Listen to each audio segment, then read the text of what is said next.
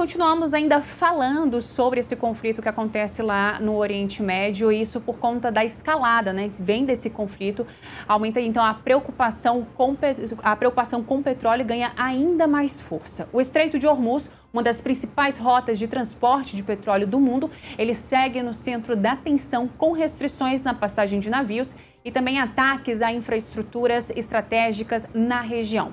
Nos últimos dias, houve sinalizações de liberação parcial da rota, mas a instabilidade ainda pressiona o mercado internacional e já impacta o preço dos combustíveis. E isso tem reflexo diretamente aqui no Brasil, com risco de aumento na gasolina e em outros derivados. Para poder explicar a importância da estratégia da região, os possíveis desdobramentos do conflito e como tudo isso chega no bolso da gente, consumidor, eu converso agora com o especialista em petróleo, Felipe Rizzo. Felipe, muito bom dia, obrigada pela participação, boa semana.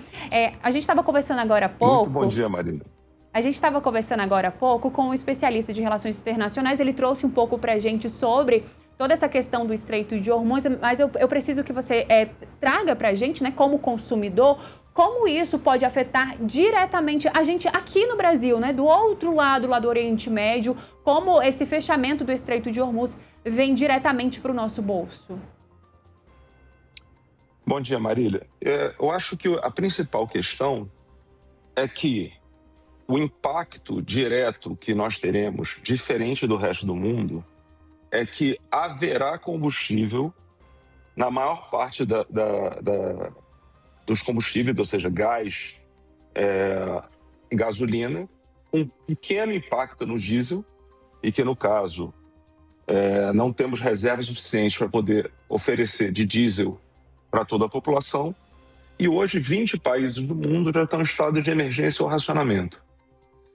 A estratégia americana é de enfrentar o Irã e forçar uma retaliação. Essa retaliação vai destruir a infraestrutura de petróleo da OPEP. O que hoje é uma crise baseada no Estreito de Hormuz, se você avançar para a destruição da infraestrutura física de petróleo, você vai ter essa situação em que nós estamos em que o preço do barril sobe por um longo tempo e não baixará, porque a estrutura física ela não é um problema de mercado, ela é um problema de oferta. E pela primeira vez desde a Segunda Guerra Mundial, caso a resposta do Irã seja a destruição da infraestrutura de petróleo da OPEP, nós teremos menos oferta de petróleo e derivados do que a demanda mundial. No caso do Brasil, a gente está parcialmente protegido.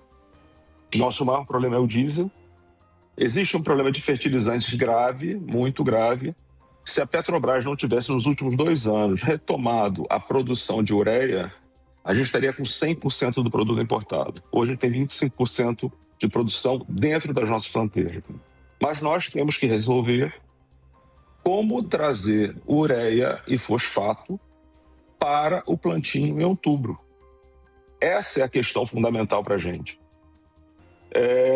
Essa crise ela é muito grave. Não se trata de um movimento do Trump. Se trata de uma opção que os americanos fizeram para que o Irã retalhasse a infraestrutura de petróleo da OPEP. Ele vai assumir por 2 a 4 anos, se o Irã retalhar o ataque por terra, a capacidade de fornecimento de diesel e de gás à Europa. E o principal efeito é que a formação de preços europeus vai aumentar muito. Significa que o mercado será absorvido. A gente terá combustível. Nós conseguimos resolver com as nossas relações internacionais, ou seja, nós exportamos 1 milhão de barris para a China de petróleo, podemos negociar uma vinda de diesel suplementar, mas o que está sendo feito é uma operação geopolítica, não é algo feito para que o Trump tenha uma vitória. Não, é uma operação pensada, construída de redefinição geopolítica. Isso é muito grave. Por que é muito grave? É muito grave porque a operação não se resume a uma vitória na guerra. Ele só precisa que o Irã responda ao ataque por terra. Se isso acontecer, a gente vai enfrentar uma situação que nunca tivemos desde o fim da Segunda Guerra Mundial. A Agência Internacional de Energia informa que vai ser uma crise do petróleo com a soma de 73 e 79, porque é sem precedente. A humanidade nunca teve menos produção de petróleo do que a demanda. A demanda hoje é 106 milhões de barris. Tem 20 milhões produzidos ali no Golfo. Se o Irã retalhar, só os Estados Unidos conseguem um fraturamento hidráulico lá que chamam de shale gas ou shale óleo, capaz de produzir GNL e diesel, que tem uma falta de 40% na União Europeia, para ser fornecida pelos Estados Unidos para a Europa. Não é uma maluquice, é um projeto. Não tem essa questão de que é um arroubo do presidente Trump. É uma opção. A opção é incorporar o mercado europeu ao mercado americano. Do nosso ponto de vista, o governo pode optar por subsidiar gasolina e diesel. O imposto de exportação do petróleo, com os níveis que devem chegar o barril, é suficiente para subsidiar o diesel. O que vai acontecer 20 dias após uma tentativa americana de desobstruir Hormuz é que provavelmente 80% dos países do mundo vão entrar em estado de emergência. Não existe energia suficiente para poder resolver esse problema. Essa é a encruzilhada que a gente está. Isso não é mais uma guerra. Isso não chega nem de perto à invasão da Rússia da Ucrânia pela Rússia, nem de perto a crise que a gente enfrentou em 22. É uma Covid com todo mundo trabalhando.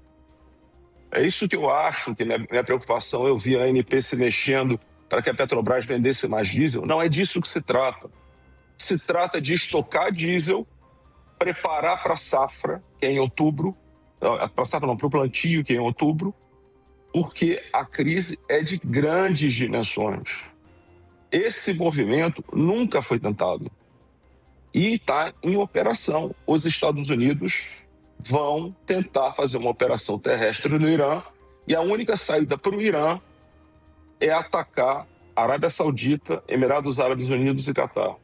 Se fizer isso, se destruir o duto que passa 1,5 milhão de barris por Hormuz dos Emirados Árabes e o duto oeste-leste, leste-oeste da Arábia Saudita, você vai tirar definitivamente os outros 8 milhões de barris do mercado.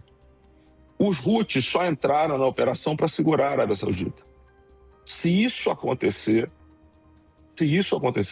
nós teremos combustíveis.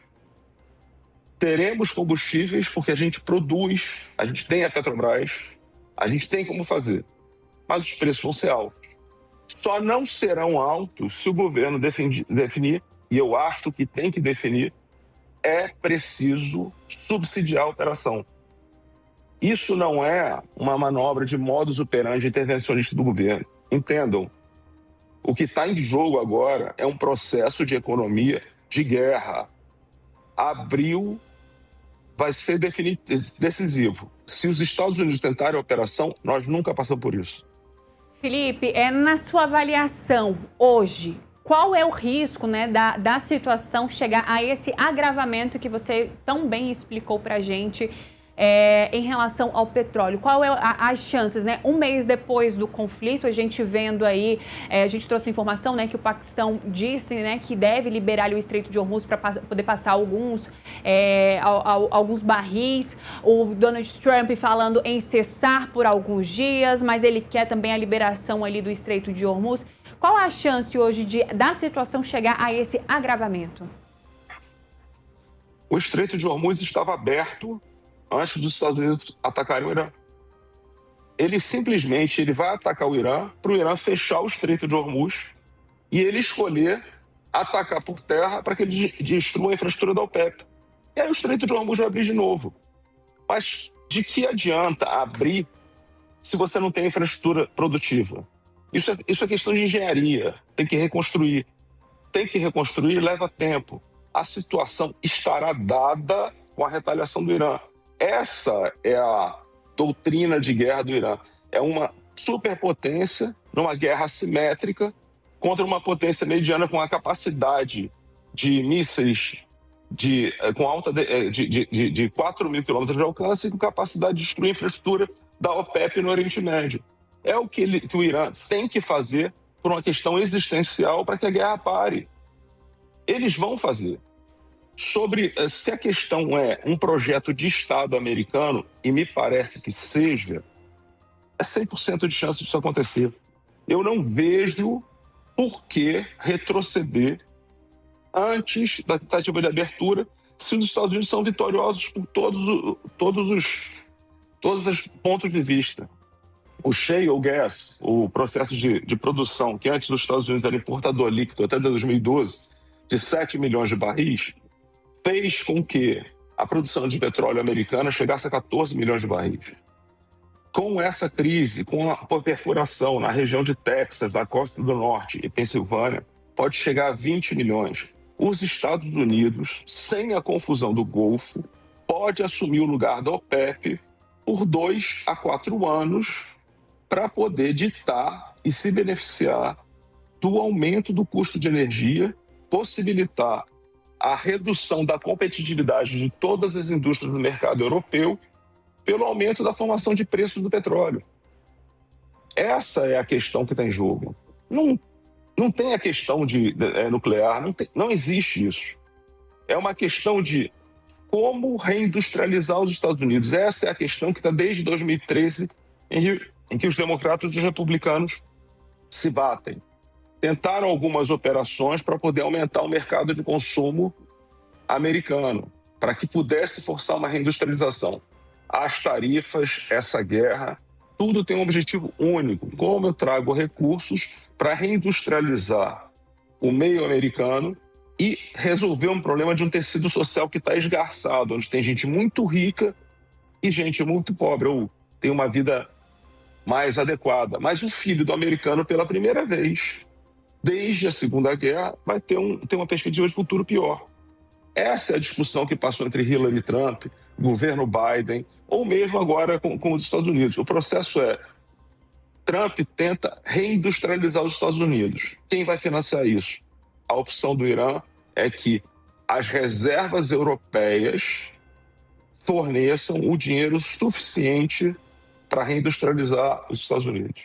E aí o impacto é: gasolina sobe, gás sobe e diesel pode ter racionamento. E o governo pode escolher com o imposto de exportação e uma rediscussão, se é o caso, em cenário de guerra, se manter a questão do arcabouço fiscal. Eu acho que não existe motivo para ficar havendo discussão sobre déficit público, se está alto ou não, num cenário como esse. Isso é um cenário, é o pior cenário desde a Segunda Guerra Mundial. Então, é economia de guerra. Tem que liberar dinheiro, tem que investir em defesa, infraestrutura e projetos que segurem a nossa autossuficiência. A questão principal deixou de ser emergência climática. Agora chama-se segurança energética e acesso ao que a gente precisa para o que a gente tem de mais importante. É o agro, fertilizantes, a gente construir uma estrutura de ciência e tecnologia. Isso vai estar em jogo em 20 dias após esse ataque. Essa questão, as pessoas não. A Ásia tem 20 países, sendo que a Filipinas está em estado de emergência. Racionamento chegou na Eslovênia. Nós estamos, na hora que os americanos invadirem, são 20 dias para 80% dos países do mundo entrem em estado de emergência. Eu acho que essa é a gravidade do momento. Não é uma brincadeira em cima da questão eleitoral, não é tentar evitar que os preços subam e as pessoas fiquem chateadas porque perderam seu poder de compra. É uma questão existencial.